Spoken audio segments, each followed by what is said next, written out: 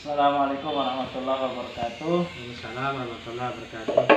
Terima kasih Pak Kepala Sekolah yang sudah bersedia menerima Eyang untuk kita melakukan beberapa wawancara ini Pak.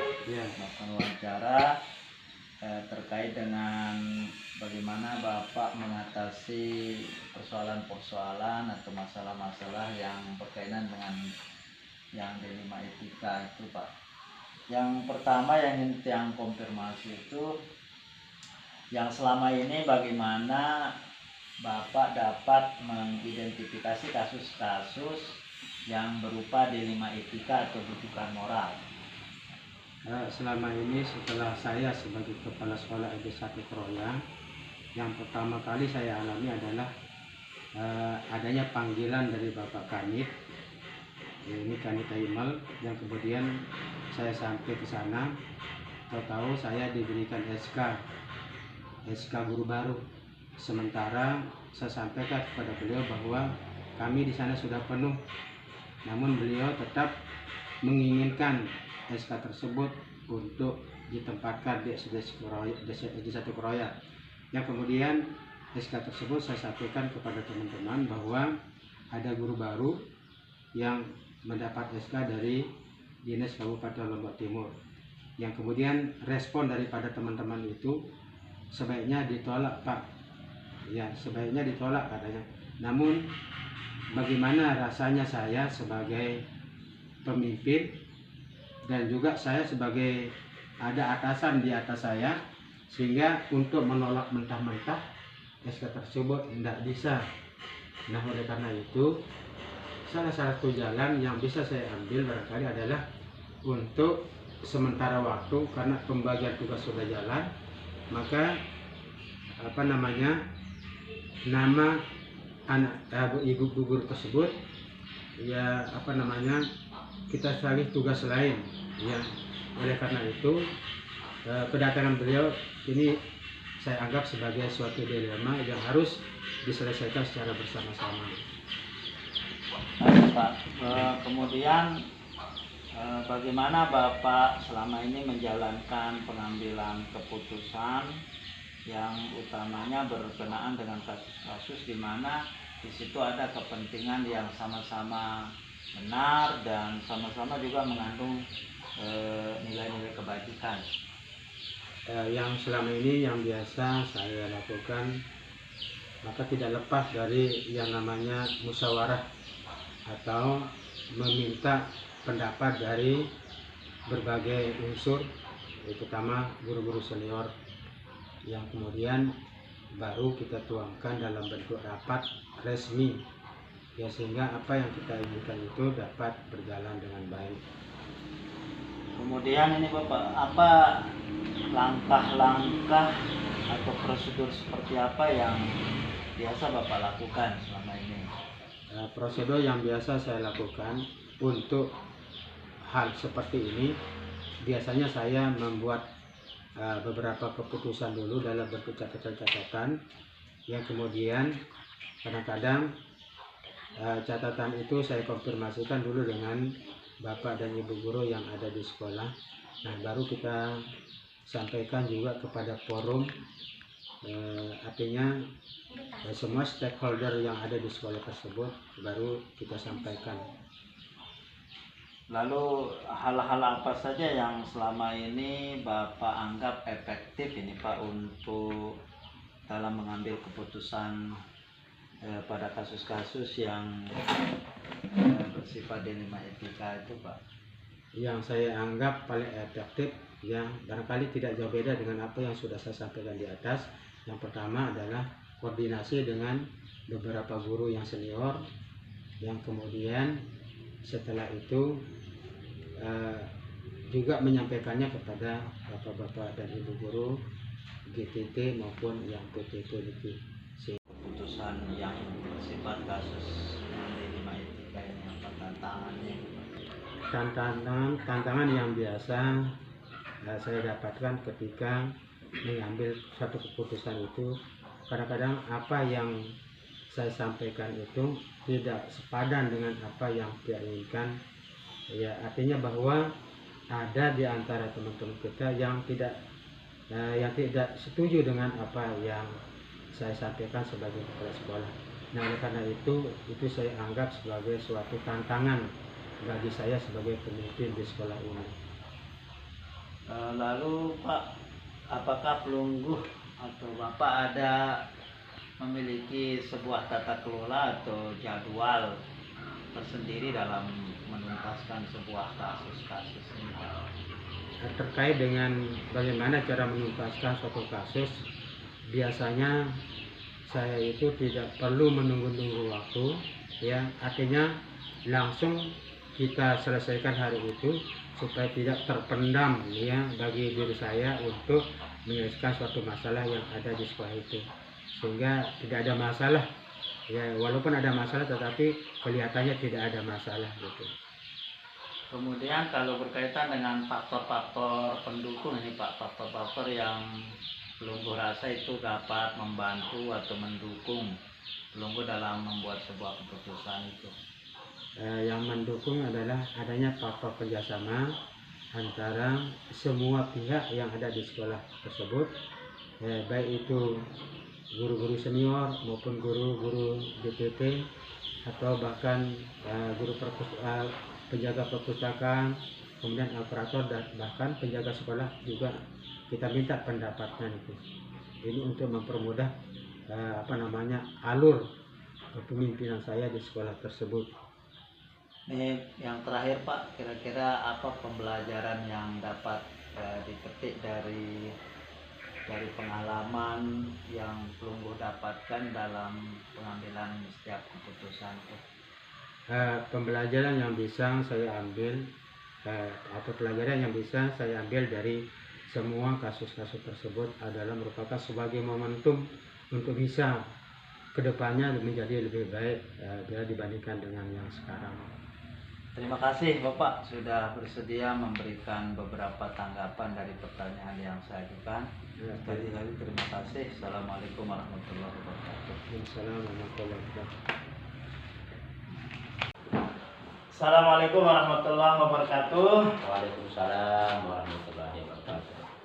Terima kasih Pak Kepala Sekolah sudah meluangkan waktu untuk kita berdiskusi wawancara ini Pak, kaitan dengan beberapa hal ini. Ada yang perlu saya mau konfirmasi ke Bapak ini di sekolah yang Bapak pimpin. Ya. Di SD 2 Kalijaga Selatan nih Pak ya. SD 2 Kalijaga Selatan. Ya. Ini Pak, ada yang pertama saya mau tanyakan itu, selama ini selama Bapak memimpin itu bagaimana sih Bapak bisa mengidentifikasi kasus-kasus yang masuk pada ranah D5 etika atau rujukan moral nih Pak? Terima kasih Pak terkait dengan kasus atau dilema. Jadi ketika kita masuk di sebuah sekolah, terutama pimpinan, sudah mesti atau harus ada yang kita hadapi masalah di sekolah yang kita pimpin terkait dengan kasus dilema. Untuk mengidentifikasi kasus yang menjadi dilema saya selama memimpin di sekolah, seperti ini yang kemarin ini kasus dilema yang kita hadapi, kaitannya dengan orang tua yang rumahnya jauh begitu, yang jauh, terus sementara anaknya ikut mengikuti orang tuanya yang kebanyakan ini yang mengikuti orang tuanya untuk istilahnya untuk pulang kampung lah, ah, ini orang tuanya jauh, hanya sekolah di sini, anak ini mau ditinggalkan, tidak enak juga orang tuanya. Maka terpaksa anak ikut mengikuti orang tuanya. Nah, untuk balik itu tidak mesti dia nginep dia. Nah, tidak boleh balik karena jauh rumahnya itu panggil, jadi dia nginep. Nah, ini yang menjadi dilema kita. Ini kita tidak kasih orang tuanya, tidak enak juga sama orang tuanya. Kita kasih dia, anak itu selalu nginap dia, mengikuti orang tuanya, banyak, tidak bisa dia balik terus gitu. Maka ini menjadi dilema kita, terutama di akhir-akhir ini. Setelah ada informasi dari wali kelasnya itu Pak. Terus berikutnya nih Pak, yang saya ingin konfirmasi itu mau kita tanyakan nih, bagaimana Bapak dalam mengambil sebuah keputusan tuh di sekolah itu yang dihadapkan pada dua kepentingan ini. Bagaimana cara Bapak menjalankan pengambilan keputusan yang di situ ada dua kepentingan yang sama-sama benar dan sama-sama memiliki nilai kebajikan Positif gitu ya. Iya. Karena sekolah ini bukan bersifat, kan ada kepala sekolah, ada guru, ada juga komite, ada juga tokoh yang lain yang menjadi bagian sekolah itu sendiri. Maka dalam hal ini saya selaku kepala sekolah di sini tentu untuk mengambil keputusan itu Pak kami selalu rapat resmi istilahnya. Artinya semua yang menjadi elemen bagian dari sekolah itu kami undang dia. Sehingga ketika kami rapat tentu akan ada penyelesaian terkait dilema yang kita hadapi, terutama ketika anak didik kami yang seperti tadi itu Pak, yang terutama yang kami lakukan di sini.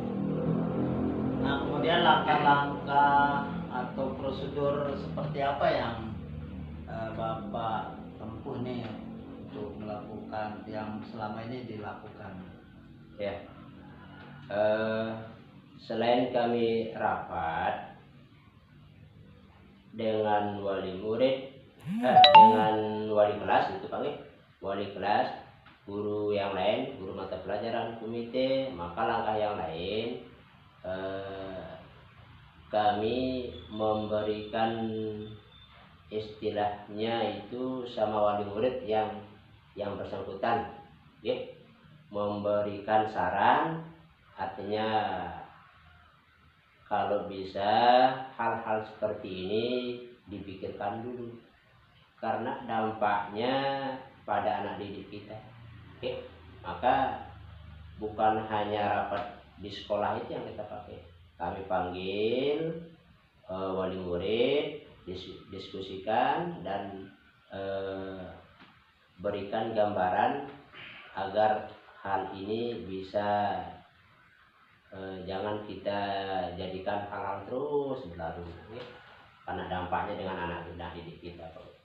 Terus ini Pak, berkaitan dengan selama ini yang menurut Bapak itu yang efektif itu dalam pengambilan keputusan itu yang mana? Hal-hal yang apa saja yang menurut Bapak itu efektif? Yang efektif gitu. Ya, nah, yang paling efektif tentu ini setelah kita panggil wali murid itu Pak, kita berikan dia kesadaran, ya, artinya hal-hal seperti ini jangan dijadikan istilahnya dalam bahasa itu budaya untuk selalu diikutkan anaknya kan. Itu yang paling efektif. Dan yang kedua adalah ini terutama dengan wali kelasnya Pak, wali kelas yang selalu memberikan arahan pada siswa kita agar jangan terlalu mengikuti orang tuanya. Ya, jadi dua hal itu yang saya rasa efektif Pak, dengan memberikan arahan sama wali muridnya, terus yang kedua dengan wali kelasnya. Terus yang ini yang menjadi tantangan Bapak yang dalam pengambilan keputusan itu apa saja, misalnya yang hal-hal yang selalu yang menjadi tantangan Bapak ini? Nah, yang selama ini yang menjadi tantangan kita ada saja Pak. Tantangan kita terutama dari pihak-pihak yang lain, tapi mari kita bangun komitmen sama teman-teman. Ya, ada saja sih tantangan kita baik dari dua, tapi kita selalu komit dengan teman-teman rekan-rekan guru, ya, komit mari kita satukan langkah demi anak-anak didik kita gitu Pak. Kemudian berikutnya itu Pak, apakah Bapak itu ada semacam tata kelola atau menjadwalkan setiap kasus isu itu harus diselesaikan dalam jangka sekian, apakah punya penjadwalan seperti itu? Nah, kalau kaitannya dengan siswa Pak G, karena ini adalah sangkut pautnya dengan siswa, maka dalam hal seperti ini itu kita tidak menjadwalkan dia kapan kita selesaikan, karena ini adalah siswa masalahnya ini, maka kita segerakan dia, tidak punya jadwal. Kita panggil wali kelasnya, terus guru-guru yang lain, atau buat surat langsung. Nah, setelah kita rapat di sekolah, inter sekolah, maka langsung sudah wali kelasnya atau bagian kesiswaan itu langsung ke wali murid, ya, untuk memberikan istilahnya nasihat atau yang sifatnya motivasi orang tua supaya hal ini jangan berlanjut. Terus ini yang berikutnya, apakah ada faktor-faktor yang memudahkan atau yang dapat membantu Bapak dalam pengambilan keputusan? Ada faktor-faktor yang mendukung lah. Okay. Ya. Yang mendukung kita untuk melakukan pengambilan keputusan ini Bapak, saya rasa itu dengan komitmen kita bersama memajukan sekolah ini, ya, maka semua yang mendukung, artinya yang bertolak belakang dengan hal-hal seperti itu tidak ada. Nah, terakhir ini Pak, apakah ini bentuk pembelajaran yang bisa didapatkan dari setiap pengalaman yang Bapak dapatkan dari pengambilan keputusan itu? Apa pelajaran yang bisa diambil? Pelajaran yang bisa kita ambil Pak, jadi kaitannya dengan hal-hal Dari setiap pengambilan keputusan yang dilakukan, ada, kita katakan, pengalaman untuk positifnya bagi sekolah, ya, terutama kalau sekolah positifnya adalah hal-hal yang seperti ini jarang terulang lagi, tidak diikuti oleh teman-teman yang lain, itu kan. Itu yang menjadi positifnya. Terus yang kedua, anak didik kita, peserta didik kita tidak terbelakang dia, setara dia dengan teman-teman yang lain mengikuti pelajaran itu. Baik Pak, terima kasih sudah meluangkan waktu dan Sama-sama Pak. bisa menuntaskan wawancara ini, mudah-mudahan bermanfaat untuk kita ke depan. Terima kasih Pak. Assalamualaikum warahmatullahi wabarakatuh.